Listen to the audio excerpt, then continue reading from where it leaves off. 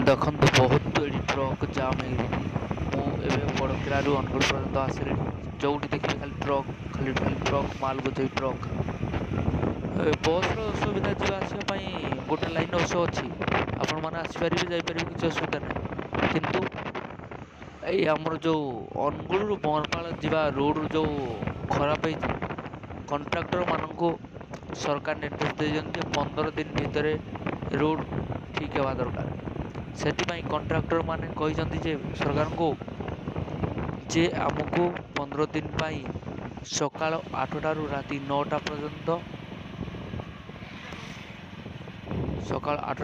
9ଟା ପର୍ଯ୍ୟନ୍ତ no entry ଦିଆଯାଉ। କାହିଁକିନା ଗାଡ଼ି ଚଳାଚଳ ଟାଇମ୍ରେ ଆମେ ରୋଡ଼୍ ବନେଇ ପାରିବୁ ନାହିଁ, ବହୁତ ରିକ୍ସ ହେବ। ସେଥିପାଇଁ ସରକାର କହିଛନ୍ତି ଯେ ଅନୁଗୁଳ ଆଉ ବଂରପାଳ ପର୍ଯ୍ୟନ୍ତ 15 ଦିନ ପାଇଁ ଟାଇମ୍ ଦିଆଗଲା। ସକାଳ 8ଟାରୁ ରାତି 9ଟା ପର୍ଯ୍ୟନ୍ତ ନୋ ଏଣ୍ଟ୍ରି।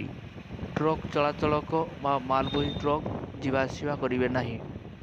15 ଦିନ ପାଇଁ ରହିବ, ସକାଳ 8ଟାରୁ ରାତି 9ଟା ପର୍ଯ୍ୟନ୍ତ। ମୁଁ ଆମର ଡ୍ରାଇଭର ଭାଇମାନଙ୍କୁ କହୁଅଛି ଯେ ଆପଣମାନେ ଅନୁଗୁଳ ଦେଇକି ଯେଉଁମାନେ କଟକ ଯିବା ପାଇଁ ଚାହୁଁଛନ୍ତି ସେମାନେ ରାତି 9ଟାରୁ ସକାଳ 8ଟା ଭିତରେ ହିଁ ଅନୁଗୁଳ ପାର ହେବା ପାଇଁ ଚେଷ୍ଟା କରନ୍ତୁ। ନହେଲେ ସକାଳ 8ଟାରୁ ରାତି 9ଟା ପର୍ଯ୍ୟନ୍ତ ନୋ ଏଣ୍ଟ୍ରିରେ ରହିଯିବେ ଜାମ୍ରେ।